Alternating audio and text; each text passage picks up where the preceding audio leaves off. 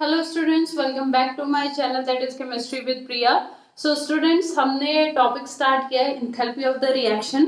अब रिएक्शंस में बहुत टाइप की इंथैल्पीज होती है बेटा। कोई कंबशन रिएक्शन होती है, कोई ऑक्सीडेशन रिएक्शन होती है, कोई फॉर्मेशन रिएक्शन होती है, कोई न्यूट्रलाइजेशन रिएक्शंस होती हैं। तो उसके बेसिस पे डिफरेंट डिफरेंट टाइप्स की इंथैल्पीज भी होती हैं। ठीक है, तो आज हम डिफरेंट टाइप्स की इंथैल्पीज के बारे में पढ़ना स्टार्ट करने वाले हैं। तो वन बाय वन हम सारी इंथैल्पीज को पढ़ेंगे। तो आज जब जिस इंथैल्पी को हम लोग पढ़ने वाले हैं that is enthalpy of combustion.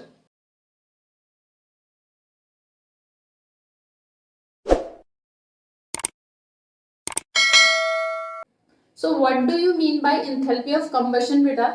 Enthalpy of combustion of any substance or any reaction, it is defined as the heat change, the amount of heat change when 1 mole of the substance, जब भी कोई 1 mole of the substance completely oxidized होता है in oxygen। Oxygen में जब 1 mole of substance completely oxidised होता है तो उस समय जो अमाउंट ऑफ हीट चेंज होता है, वैसे usually it is an exothermic process, तो यहाँ पे हीट इवॉल्व होती है, लेकिन हम लोग जनरल रिएक्शन में लिखेंगे the amount of heat change when 1 mole of a substance is completely oxidised in oxygen, that amount of heat is known as enthalpy of combustion.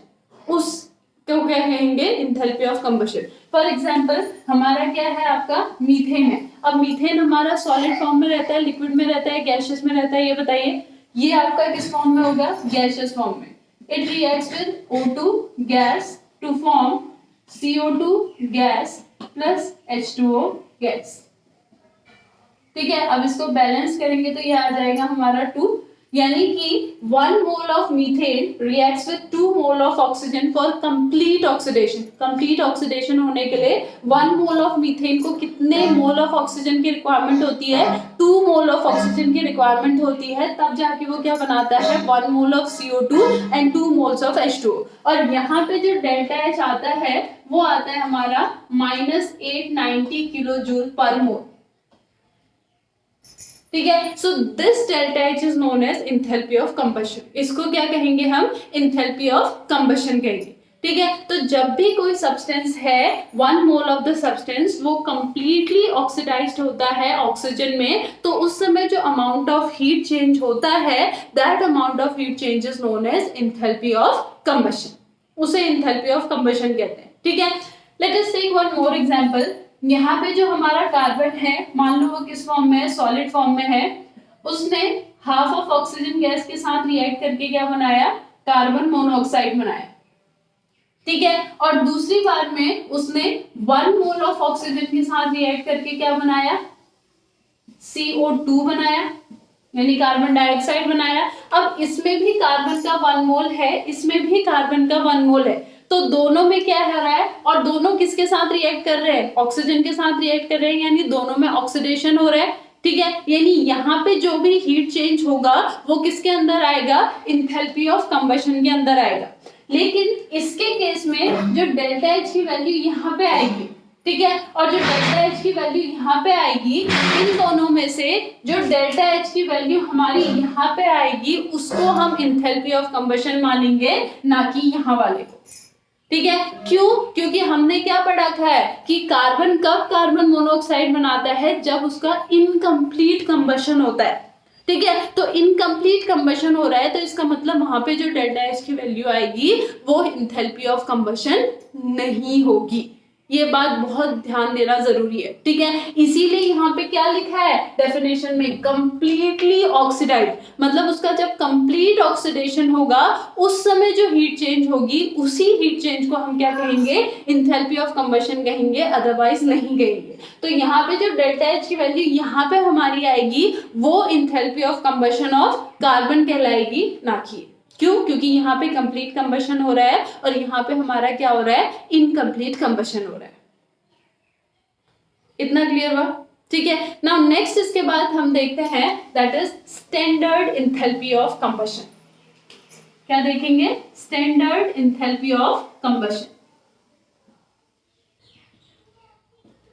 So standard enthalpy of combustion क्या है? The amount of heat change when 1 mole of the substance, यहाँ पे भी वही था, the amount of heat change when 1 mole of the substance, amount of heat change when 1 mole of the substance under standard condition. अब यहाँ पे standard condition क्या होगी बेटा, temperature must be 298 kelvin and pressure must be 1 bar pressure. ठीक है, ये हमारी क्या होती है, स्टैंडर्ड कंडीशंस होती है ऑफ टेम्परेचर एंड प्रेशर। तो standard temperature and standard pressure पे जब हम क्या कर रहे हैं, किसी रिएक्टेंट को क्या कर रहे हैं, रिएक्ट करवा रहे हैं, वो कंप्लीटली रिएक्ट कर रहे हैं और रिएक्ट होने के बाद वो प्रोडक्ट बना रहे हैं अंडर स्टैंडर्ड कंडीशन, यानी प्रोडक्ट जो बन रहा है वो भी अंडर स्टैंडर्ड कंडीशंस ही बन रहा है। तो ऐसी कंडीशन में जो अमाउंट ऑफ हीट इवॉल्व होगी या जो अमाउंट ऑफ हीट वहां पे चेंज होगी, that amount is known as standard enthalpy of combustion. उसको क्या कहते हैं, स्टैंडर्ड एंथैल्पी ऑफ कंबशन कहते हैं। जो यहाँ पे हमारा निकलेगा इसको हम रिप्रेजेंट करेंगे डेल्टा एच सी से। वैसे तो जनरली डेल्टा एच का मतलब क्या है, एंथैल्पी चेंज ना बेटा, लेकिन यहाँ पे हम एक स्पेसिफिक टाइप की एंथैल्पी पढ़ रहे हैं, that is enthalpy of combustion. तो यहाँ पे हम क्या लिखेंगे, डेल्टा एच सी यानी एंथैल्पी ऑफ कंबशन, और इसके केस में क्या आ जाएगा, डेल्टा एच सी नॉट, ऊपर पे सर्कल। तो ये क्या दिखाएगा, स्टैंडर्ड कंडीशन, यानी किसी भी न्यूमेरिकल में अगर आपको डेल्टा एच सी नॉट दिया है और वहां पे टेम्परेचर और प्रेशर की कंडीशन आपको गिवन नहीं है, ठीक है, उसको रिएक्शन को सॉल्व करने के लिए, तो ऑब्वियस सी बात है वो रिएक्शन 298 केल्विन और 1 बार प्रेशर पे ही हुई है। क्लियर। तो जब आपका क्या होता है, कोई भी 1 मोल ऑफ द सब्सटेंस क्या होता है, स्टैंडर्ड टेम्परेचर और प्रेशर की कंडीशन में कंप्लीटली ऑक्सीडाइज्ड होता है और प्रोडक्ट बनाता है, वो भी एसटीपी की कंडीशन में ही होता है, तो उस समय जो अमाउंट ऑफ हीट चेंज होता है उसको क्या कहते हैं, स्टैंडर्ड एंथैल्पी ऑफ कंबशन कहते हैं। ठीक है, अब यहीं पे एक और चीज आती है, थर्ड थिंग बेटा, that is calorific value. Calorific value क्या होती है बेटा, calorific value of a food और अ फ्यूल, दो चीज होती है, फूड की कैलोरीफिक वैल्यू भी और फ्यूल की कैलोरीफिक वैल्यू भी। So the calorific value of a food और अ फ्यूल, फूड और फ्यूल की कैलोरीफिक वैल्यू क्या कहलाएगी, the amount of heat evolve in joule और कैलोरी, कैलोरी या जूल में जितनी अमाउंट ऑफ हीट क्या होगी, इवॉल्व होगी, when 1 gram of the substance is completely oxidised. ठीक है, जब कोई भी आपका substance 1 gram of the substance, 1 gram of fuel या 1 ग्राम ऑफ फूड कंप्लीटली क्या होगा, ऑक्सीडाइज्ड होगा, at that time the amount of heat evolve, उस समय जो अमाउंट ऑफ हीट इवॉल्व होगी उसको हम क्या कहेंगे, कैलोरीफिक वैल्यू ऑफ फूड और कैलोरीफिक वैल्यू ऑफ फ्यूल। ठीक है, सो कैलोरीफिक वैल्यू क्या होगी हमारी, the amount of heat evolve. ठीक है, अब ये हीट आपकी या तो कैलोरी में इवॉल्व होगी बेटा, या फिर किस में इवॉल्व होगी, जूल में इवॉल्व होगी। So amount of heat evolve when 1 gram of the substance, अब ये सब्सटेंस आपका क्या हो सकता है, फूड भी हो सकता है और फ्यूल भी हो सकता है, when 1 gram of the substance is completely oxidised. ठीक है, उसको हम क्या कहेंगे, कैलोरीफिक वैल्यू ऑफ फूड और कैलोरीफिक वैल्यू ऑफ फ्यूल। तो जब भी आपका 1 ग्राम फूड लेंगे या 1 ग्राम आपका क्या लेंगे, फ्यूल लेंगे, तो उनको बर्न करने पे, उनको कंप्लीटली ऑक्सीडाइज करने पे जो अमाउंट ऑफ हीट इवॉल्व होगी, that amount is known as calorific value of that fuel और calorific value of that food. ठीक है, अब फॉर एग्जाम्पल यहाँ पे अगर हम क्या लेते हैं, फॉर एग्जाम्पल C6H12O6 ग्लूकोज है, इसका जब ऑक्सीडेशन होगा तो ये क्या बनाएगा बेटा, CO2 प्लस H2O। अब ये बैलेंस्ड इक्वेशन नहीं है, इसको बैलेंस करेंगे तो यहाँ पे क्या आ जाएगा, यहाँ आ जाएगा हमारा 6, यहाँ आ जाएगा 6 और यहाँ आ जाएगा 6। सो मतलब 1 मोल ऑफ ग्लूकोज को कंप्लीटली ऑक्सीडाइज करने के लिए हमें कितने मोल ऑफ ऑक्सीजन की रिक्वायरमेंट होती है, 6 मोल ऑफ ऑक्सीजन की रिक्वायरमेंट होती है। तब 1 mole of glucose completely oxidise होकर क्या बनाता है, कार्बन डाइऑक्साइड और वाटर बनाता है। ठीक है, अब इसमें यहाँ पे इसके साथ साथ जो अमाउंट ऑफ एनर्जी रिलीज होती है वो होती है मेरी 2840 किलो जूल पर मोल। ठीक है, यानी 1 मोल ऑफ ग्लूकोज, जो 1 मोल ऑफ ग्लूकोज है, 1 मोल ऑफ ग्लूकोज को कंप्लीटली ऑक्सीडाइज्ड होने के बाद जो एनर्जी रिलीज होती है वो एनर्जी रिलीज होती है 2840 किलो जूल। ठीक है, तो अब इसकी आपने बाई चांस कैलोरीफिक वैल्यू निकालनी है तो वो कैसे निकालो बेटा, 1 मोल ऑफ ग्लूकोज है, इसका अगर मास निकालेंगे तो क्या आएगा C6H12O6, तो कितना आएगा 6 into 12 plus 1 into 12 plus 6 into 18, sorry 6 into oxygen का कितना आ जाएगा हमारा 16, इतना आ जाएगा। जब आप इसको कैलकुलेट करेंगे तो इसको कैलकुलेट करने पे यहाँ पे टोटल आएगा हमारा 180 ग्राम,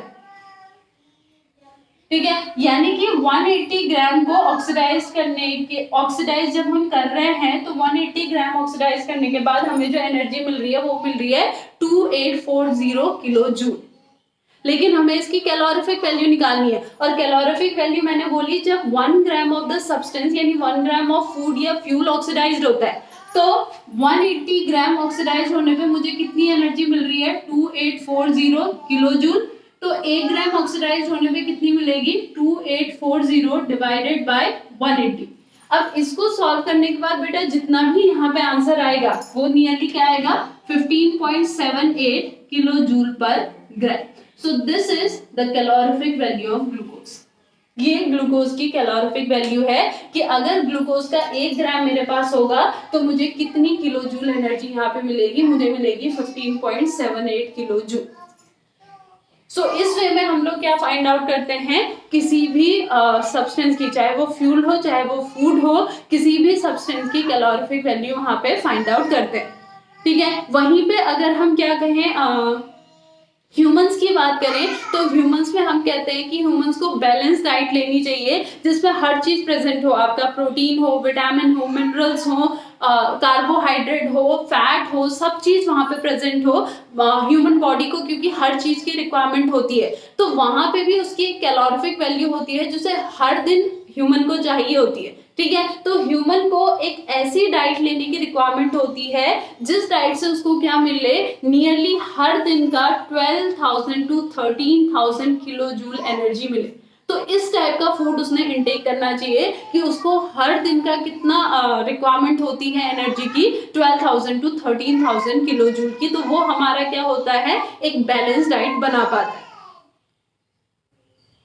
क्लियर, इतना क्लियर हुआ, ठीक है। सो ये हमारा है enthalpy of combustion, standard enthalpy of combustion and calorific value. I hope बेटा ये भी आपको समझ में आया, ठीक है। सो लास्ट वीडियो में हमने पढ़ा था एंथैल्पी ऑफ रिएक्शन होता क्या है, कौन कौन से फैक्टर्स हैं जो एंथैल्पी ऑफ रिएक्शन को इफेक्ट करते हैं, और आज हमने एक टाइप ऑफ एंथैल्पी पढ़ी है जो कि क्या है, एंथैल्पी ऑफ कंबशन। अब नेक्स्ट वीडियो में हम लोग नेक्स्ट टाइप्स ऑफ एंथैल्पीज के बारे में पढ़ेंगे। तब तक आप इसको नोट डाउन कीजिए, इसको समझिए, और इससे रिलेटेड जो भी न्यूमेरिकल्स आपको क्वेश्चन में मिलते हैं उनको सॉल्व करने की कोशिश कीजिए। Clear? So that's all for today. I will meet you in my next video with a new topic. Thank you so much.